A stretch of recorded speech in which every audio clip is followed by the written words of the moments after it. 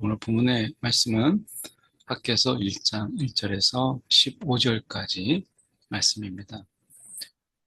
다리오 왕 제2년 여섯째 달 그때에 하나님께서 선지자 학개로 말미암아 말씀하셨어요.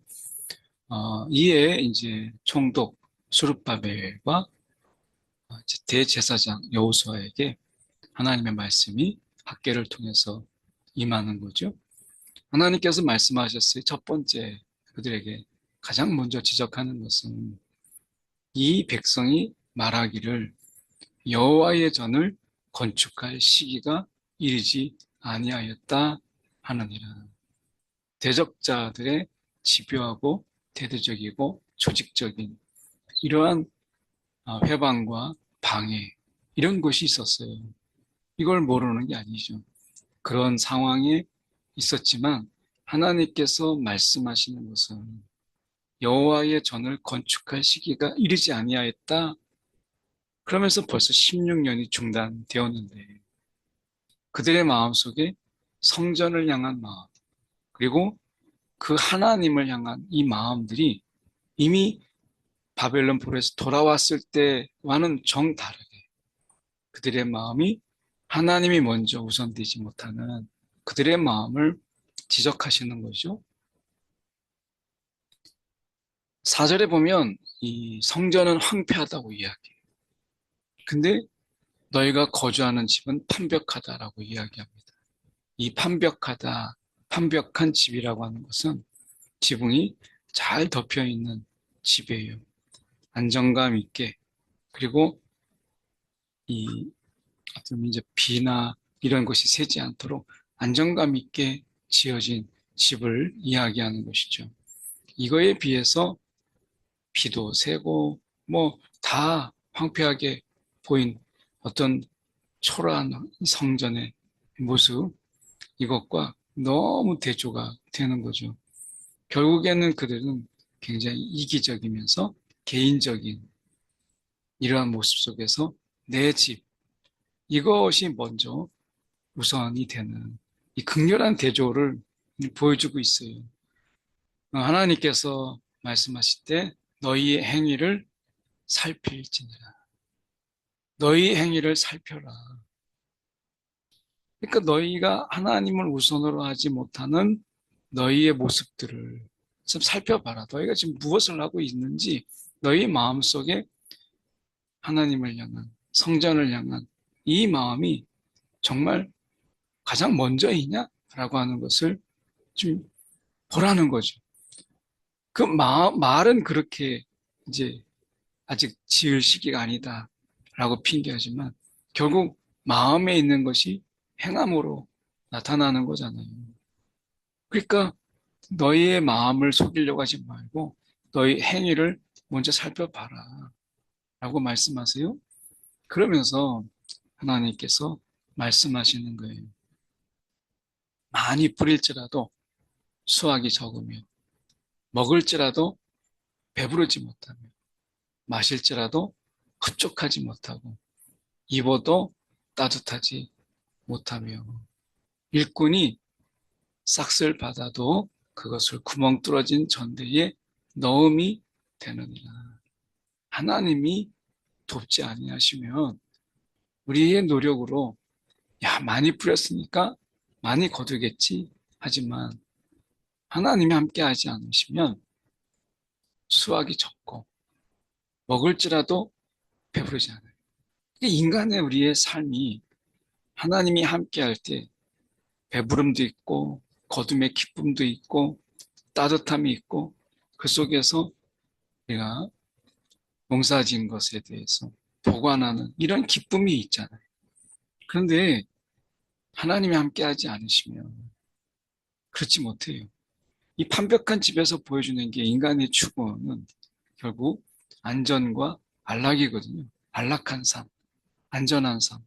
이것이 가장 우선이 되는 거죠. 많이 쌓아두고, 많이 소유하고, 많이 가지고 있으면 이게 안전한 거고 안락한 거예요. 유사시에 대비할 수 있다라고 생각하는 거죠. 그런데 하나님이 가장 우리의 성이잖아요. 성이 되시고 방패가 되시는 분이시잖아요.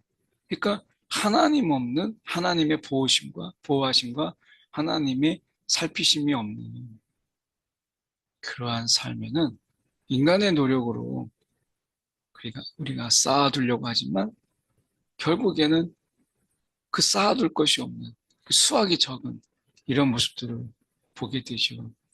하나님께서 이러한 너희들의 삶을 봐라. 결국 흡족함이 없고 배부름이 없고 그 속에서 너희가 수확이 적은 이러한 많은 수고에 비해서 거둠이 적은 너희들의 모습을 좀 봐라. 그리고 너희 행위를 살펴라. 다시 반복되죠. 그만큼 너희의 행위, 너희의 마음, 너희가 지금 무엇을 우선으로 하고 있는지 너희가 그것을 보라. 라고 말씀하신 걸 깨우치시는 거죠. 너희는 산에 올라가서 핑계대지 말고 산에 올라가서 나무를 가져다가 성전을 건축하라. 이제라도 재료가 없네, 뭐가 없네, 지금 시기가 아니다 이렇게 말하지 말고 성전을 향한 그 마음을 회복해서 성전을 건축하라. 이것은 단순하게 건물을 지어라 라고 하는 게 아니라 하나님을 향한 그 마음이 먼저 우선해라 라고 하는 거죠. 그러면 그것으로 인해서 내가 기뻐하고 영광을 얻으리라.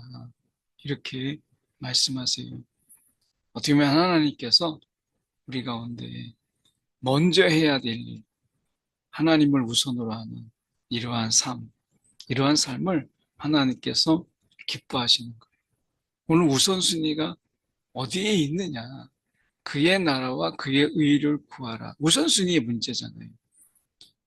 시간의 짜투리의 시간이 아니라 가장 먼저 하나님 앞에 우리의 시간을 드리는 우선순위의 문제, 첫 열매를 드리는 그 마음처럼 우리가 하나님이 먼저인 그런 삶, 이것을 하나님이 기뻐하시고 그것을 통해서 영광을 얻으시는 거예요. 우리의 이런 기쁨의 행위, 이것을 통해서 하나님께서 함께 기뻐하며 영광을 받으시는 거죠. 너희가 많은 것을 팔았으나 도리어 적었고 너희가 그것을 집으로 가져갔으나 내가 풀어버렸느니라. 만군의 여호와가 말하노라 이것이 무슨 까닭이냐.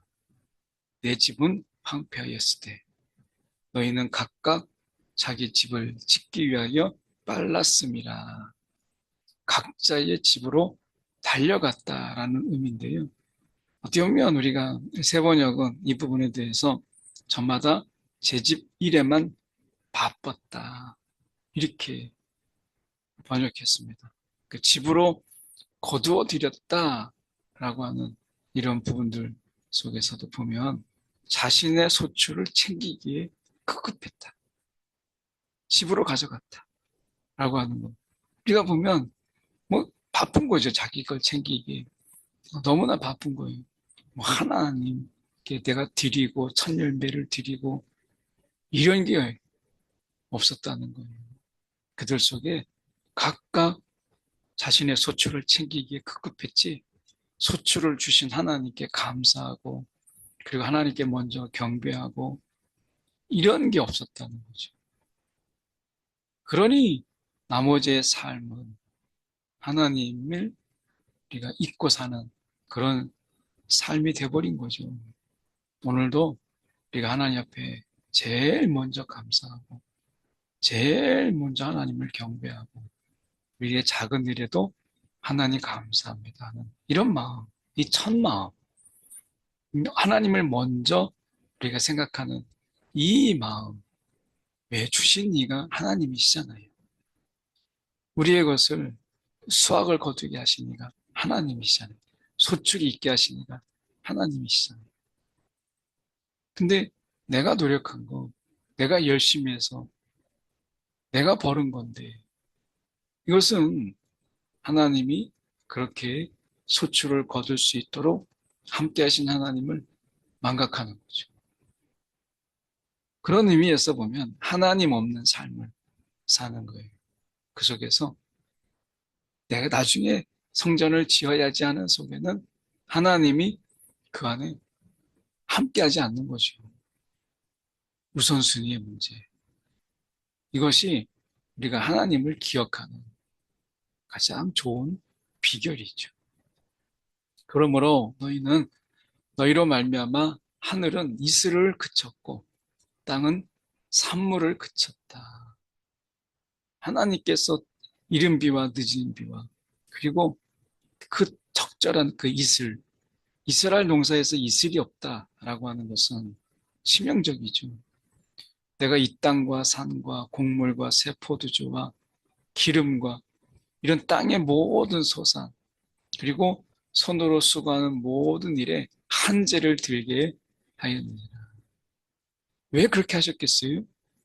이 모든 것이 하나님의 은혜구나. 하나님의 도우심이구나. 하나님이 함께 하셨구나. 라고 하는 거. 이걸 기억하라는 거죠. 깨닫게 하기 위해서. 우리가 늘 당연한 걸로 여기는 거죠. 참 은혜 우리가 기억하고 감사하는 거에 우리가 어려운 것은 이거 당연한 거 아니야? 아침에 해가 뜨는 거 당연한 거 아니야? 이 자연현상 너무 당연한 거 아니야? 있을 때는 모르죠. 그런데 없을 때야 비로소 이것이 하나님의 은혜였구나 라는 것을 깨닫게 되는 거죠. 이런 의미에서 우리가 조금만 뭔가 거둠이 있을지라도 하나님께 감사하고 아침에 대해서도 새로운 날을 허락하신 하나님께 감사하고 이건 너무 당연하다가 아니라 이슬이 있어도 하나님께 감사하는 이런 마음 우리의 삶의 전부를 우리가 하루하루를 보면서도 하나님께 감사할 것들이 얼마나 많아요. 이 가을 아침에 우리가 하나님이 단풍을 허락하신 것도 정말 하나님의 은혜예요. 이 모든 것을 우리가 정말 이쁘다 단풍이 이쁘다라고 하는 데서 그치고 이것을 보게 하시고 그리고 아름답게 단풍이 들게 하신 그 하나님을 우리가 찬양하는 일에는 인색한 이러한 모습들 이것이 우리가 하나님을 우선하고 있지 못하다라고 하는 우리의 이 행실을 보면 알 수 있는 거죠. 스룹바벨과 여호수아 그리고 백성들이 하나님의 목소리 이 하나님이 깨닫게 하시고 하나님이 책망하시는 이러한 목소리를 듣죠. 그래서 이제 다 하나님을 이제 경외해요. 새롭게 깨닫게 된 것이죠. 그래서 하나님 앞에 그들이 다 경외합니다. 그리고 하나님께서 이제 학개가 이제 여호와의 위임을 받아 백성에게 이렇게 말합니다. 내가 너희와 함께 하노라.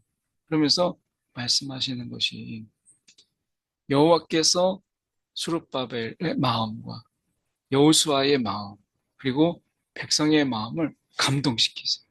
자 여기서 보면 하나님께 먼저 그들이 경외의 마음, 하나님을 경외하고 그리고 하나님을 이제 그 말씀을 듣고 경청하고 그 앞에 섰을 때 하나님께서 그들의 마음을 감동시키세요. 이제 성전을 야 정말 다시 지어야 되겠다라고 하는 이런 마음을 하나님께서 부으시는 거예요. 그래서 그 마음 속에 하나님이 순종의 마음을 갖도록 품도록 하나님께서 감동시키시는 거죠. 그리고 하나님께서 말씀하시죠. 너희와 내가 함께하노라. 하나님이 지금 그들과 함께한다라고 하는 감동과 하나님의 약속 이것을 그들에게 주어요. 하나님께서 책망하시고 왜 안 하냐고 닥달하시는 것이 아니라 하나님께서 그런 형편들 알지요? 그렇지만 그 마음에 하나님을 향한 먼저 우선순위가 없을 때 하나님께서 그들에게 감동을 주시고 약속을 주심으로 인해서 다시 하나님을 우선하게 하는 이런 하나님의 이 은혜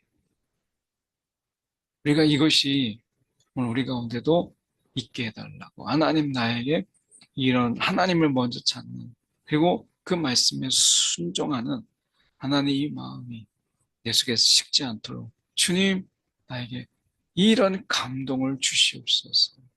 하나님께서 주시는 이 감동으로 말미암아 우리의 마음이 뜨겁게 하여 주옵소서. 그 약속을 붙잡게 하여 주옵소서. 이런 거죠. 정말 우리가 아침에 기도할 때 이러한 감동이 우리 가운데도 있기를, 그리고 하나님의 약속을 붙잡고 오늘을 새로운 마음으로 시작하는, 이게 정말 하나님의 은혜죠. 그때는 다리오 왕 제2년 여섯째 달 24일이었더라. 오늘 하나님께서 저와 여러분의 마음을 만져주셔서 하나님 앞에 경외함으로 하나님을 가장 우선하는 이 마음이 내가 분주함이나 또는 우리의 일을 먼저 하느라 빼앗기지 않도록, 망각하지 않도록 오늘도 성령의 감동을 구하는 저와 여러분 되기 원합니다. 기도하겠습니다. 사랑이 많으신 하나님 아버지, 참으로 간구합니다. 오늘도 우리의 마음의 우선순위, 삶의 우선순위가 하나님이 되게 하시고, 작고 또 우리가 하나님의 그 베푸신 은혜, 이러한 부분들 속에서 그게 아무리 작게 보여도 하나님께 먼저 감사하는, 당연하다가 아니라 하나님 앞에 감사함을 먼저 올려드리는 우리의 이 삶이 되게 하여 주옵소서. 작다고 넘겨버리고, 이 정도 그냥 대충 넘어가는, 감사를 생략하는 이런 삶이 아니라 우리가 하나님이 베푸신 은혜, 그게 아무리 작아도 하나님 앞에 우리가 크게 감사하는 우리의 마음의 풍요로움이 있도록 인도하여 주옵소서. 살아계신 예수 그리스도 이름 받들어 기도드립니다. 아멘.